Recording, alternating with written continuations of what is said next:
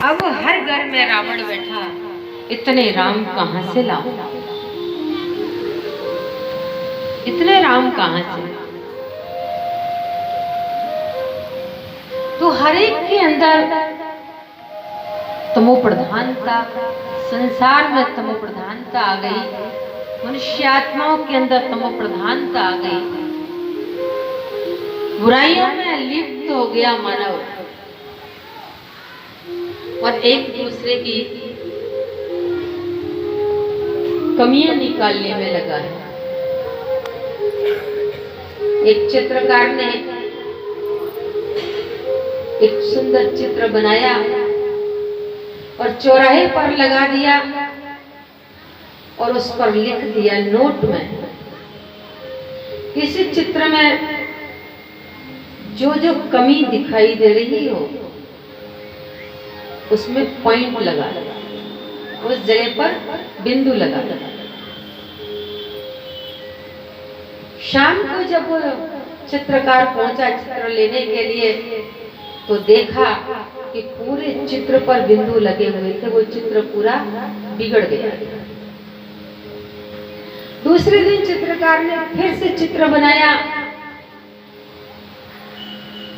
और रबड़ और पेंसिल भी रख दी और लिख दिया नोट में, इसमें जहां जहां जिसको कमी दिखाई दे रही हो रबड़ उठाएं, मिटाएं और उस पेंसिल से कमी को ठीक करते हैं।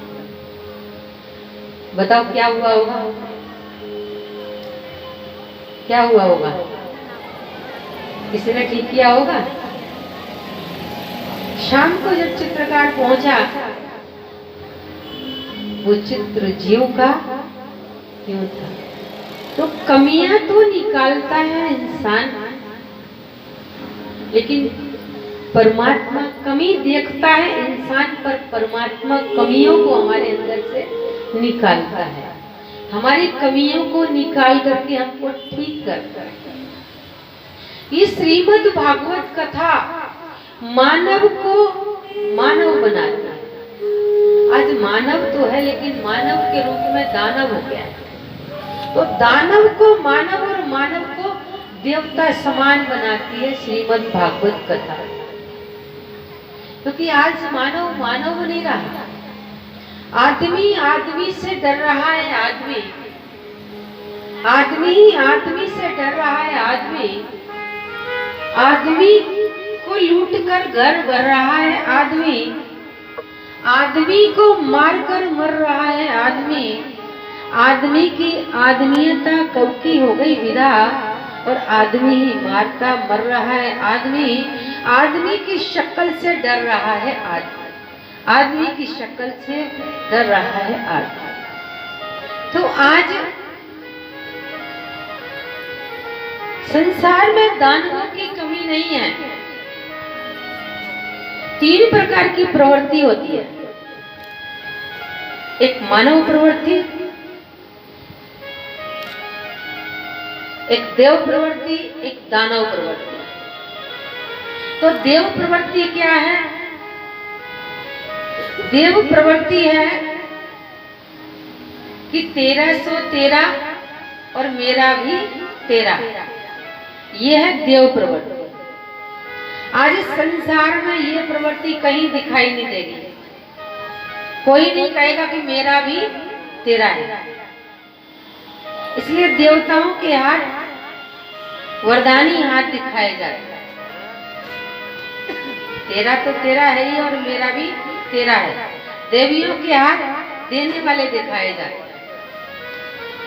तो देव प्रवृत्ति है कि तेरा सो तेरा और मेरा भी तेरा है,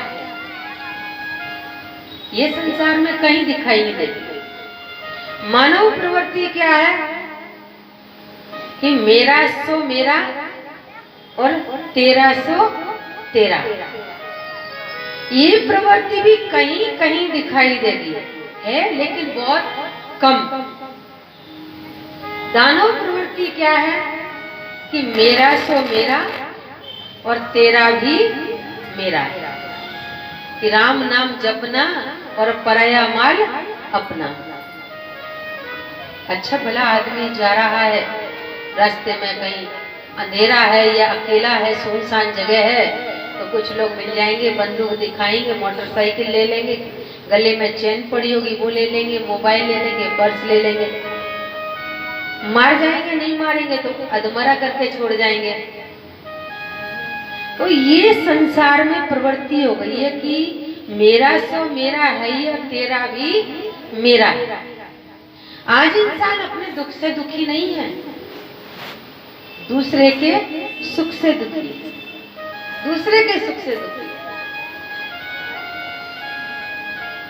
इतनी बुराइयां घर करके बैठी हुई हैं, ईर्ष्या घर करके बैठी हुई है, काम, क्रोध, लोभ, मोह, अहंकार, ईर्ष्या, द्वेष, आलस, वैर, विरोध, जातिवाद, संप्रदायवाद, ये सब बुराइयां जीवन में घर करके बैठ गई है। जब जब धर्म की हानि होती है, पाप का घड़ा भर जाता है,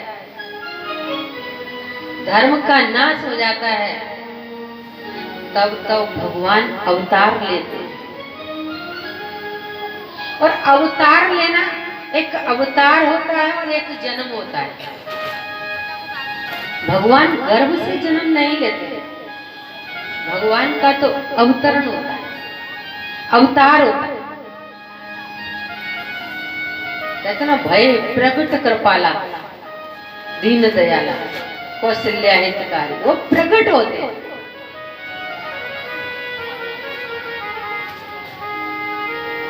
तो जब जब पाप बढ़ जाता है, धर्म का नाश हो जाता है, तब भगवान अवतार लेते हैं पापियों का नाश करने के।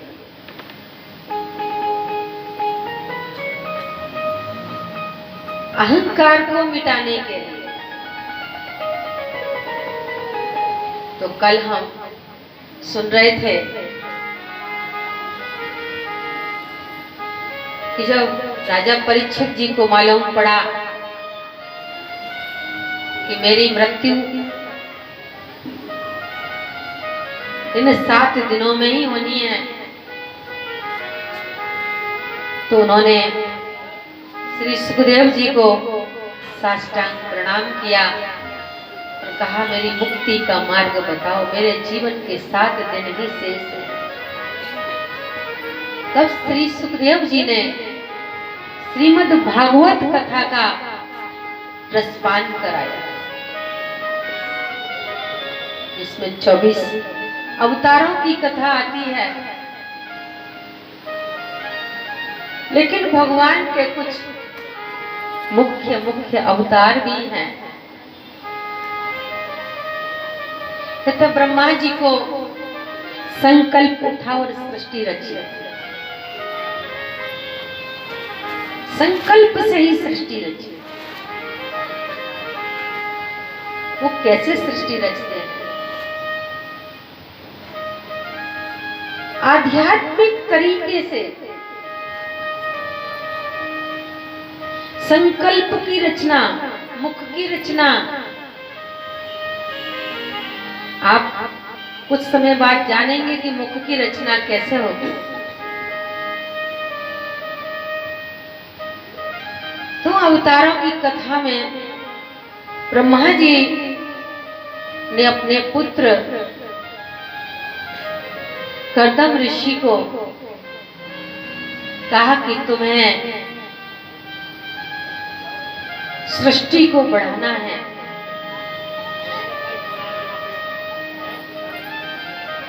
तो उनका विवाह देवहूति के साथ में हुआ, जिनके द्वारा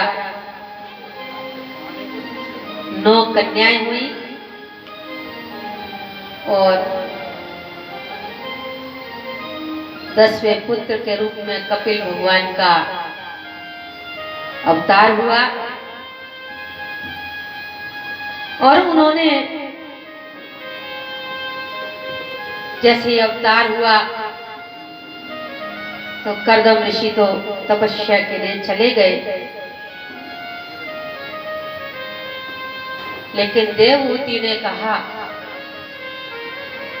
कि मेरा उद्धार करो, मेरा मन में जो भी है, मेरे जीवन का कल्याण हो। देवहूति कौन?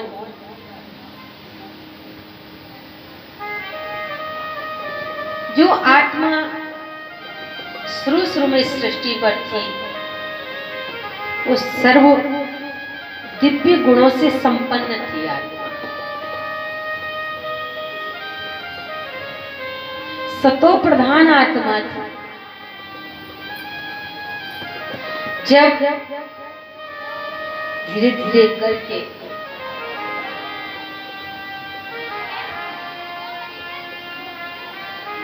आहुति पड़ने लगी, यज्ञ होते दो प्रकार के, एक